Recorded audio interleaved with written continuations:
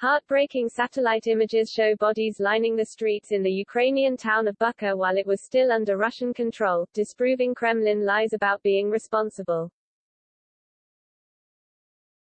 The images verify that corpses were lying in the open for weeks before Bucha, on the outskirts of Kyiv, was liberated.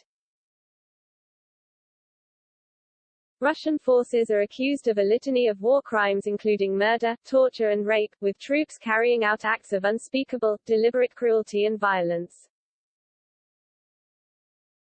Vladimir Putin's officials tried to claim that Ukraine had killed the innocent people in an act of provocation after troops withdrew, but the satellite images expose their callous lies.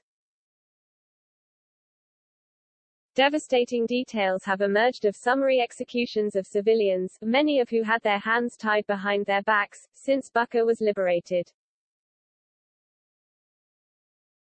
At least 410 were killed in and around Bucha, Ukraine said, with President Volodymyr Zelensky describing the slaughter as genocide. Yesterday a mass grave of 57 bodies was uncovered in the city. Pictures taken on March 19 reveal dark objects found in the same places where rotting corpses were found after Russia withdrew.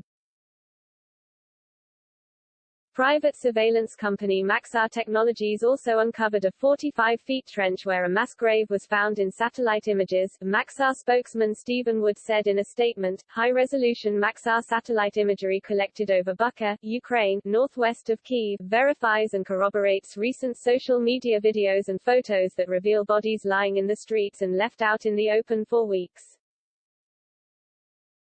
The company previously said the first signs of excavation for a mass grave at the Church of St. Andrew and Pyavos Vanoho All Saints were seen on March 10. In a press conference, Russian envoy to the UN Vasily Nebenzia falsely tried to pass the blame for the murders on Ukraine.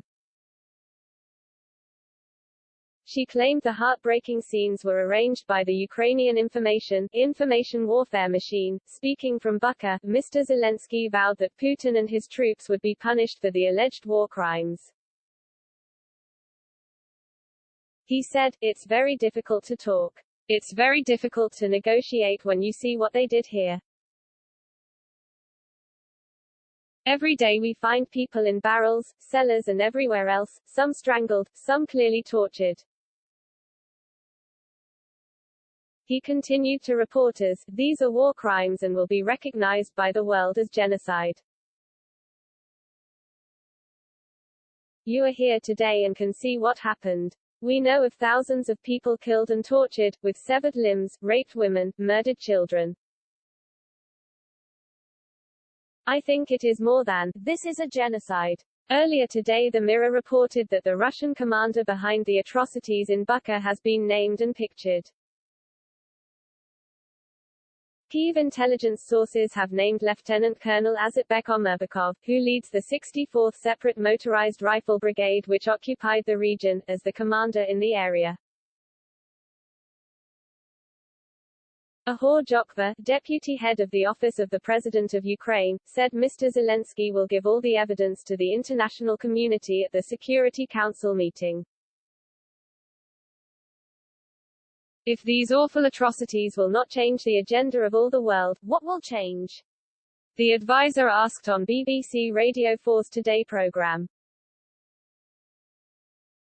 Mr. Jokva said Ukraine needs additional weapons, including tanks and missiles, to liberate more cities from Russia control.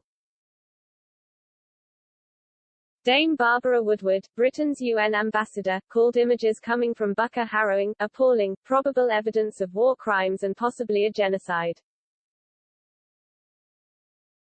She cited hundreds of bodies being dumped in the streets or in mass graves and allegations of rape.